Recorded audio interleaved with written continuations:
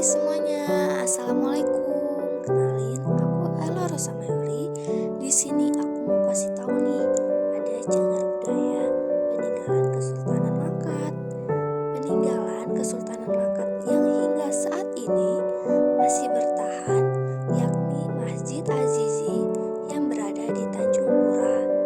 Masjid ini menjadi bagian dari saksi sejarah betapa hebatnya Kesultanan Langkat pada saat itu.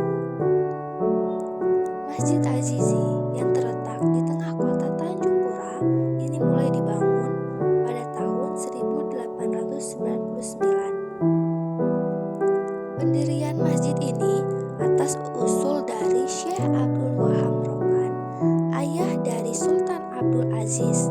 Pembangunan ini rampung ketika Sultan Abdul Aziz memimpin pada tahun 1902.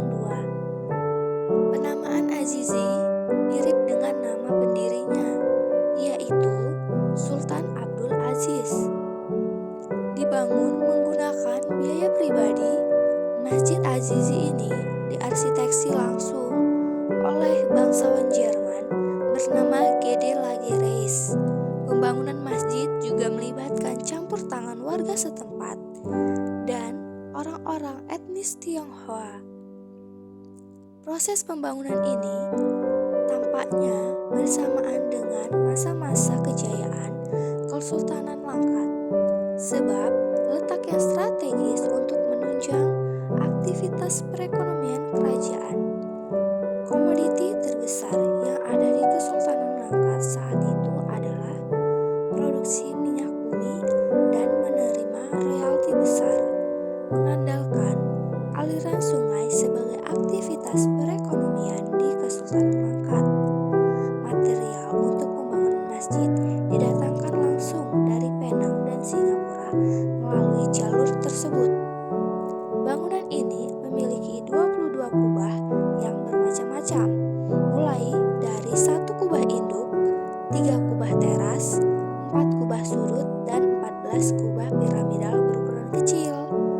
Gaya arsitektur Masjid Azizi ini bernuansa Timur Tengah, tetapi tidak menghilangkan corak Melayu yang kental. Masjid yang berkombinasi warna kuning cerah pada bagian tubuh bangunan dan warna hitam yang melapisi kubah masjid. Elemen hiasan bergaya Melayu Delhi tampak tersebar di beberapa titik dalam bentuk ukiran yang menyatu dengan bangunan. Adapun dinding bagian dalam dan luar masjid dihiasi kaligrafi ayat-ayat Al-Quran, hiasan geometris dan motif flora, ditambah dengan ornamen-ornamen khas Melayu. Pada tahun 2010, pemerintah telah menetapkan masjid yang berusia 110 tahun ini sebagai salah satu cagar budaya karena memiliki warisan sejarah, ilmu pengetahuan, pendidikan, agama, dan kebudayaan. Ternyata Masjid Azizi memiliki cerita kelam. Ketika itu, revolusi sosial di Langkat pada tahun 1946 sedang membara dan Masjid Azizi menjadi tempat mengungsikan jenazah. Awalnya kompleks makam ini hanya diperuntukkan bagi sultan serta kerabatnya. Namun banyak jenazah pada peristiwa revolusi di Langkat akhirnya turut dimakamkan di kompleks Masjid Azizi. Salah satu tokoh besar yang dimakamkan di kompleks Masjid Azizi yaitu Tengku Amir Hamzah, seorang pujangga bangsawan Kesultanan Langkat. Ia juga menjadi salah satu korban revolusi Langkat.